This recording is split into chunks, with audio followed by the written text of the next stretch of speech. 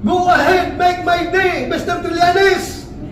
Sabihan mo, sige ka lang, ngak dyan ng ICC. Sige! Go ahead! Kahit sumama ka pa, mag-serve ng warrant. Sumama ka, ikaw mismo magpusa sa akin. Sir, wala akong concern na baka bigla magbawang stand ng Marcos administration dito sa ICC, considering yung ginagawang investigation ngayon na nakafocus doon sa... I leave my faith to God. Ano sabihin ni Lord, na hanggang dyan ka lang, makakulong ka na, wala akong magawa. Basta ako, I cannot be remiss of my duty as the chairman of the Senate Committee on Public Order and Dangerous Drugs. Trabaho ko po yan. Hindi po ako pwede magbibingi-bingihan sa mga issue na yan.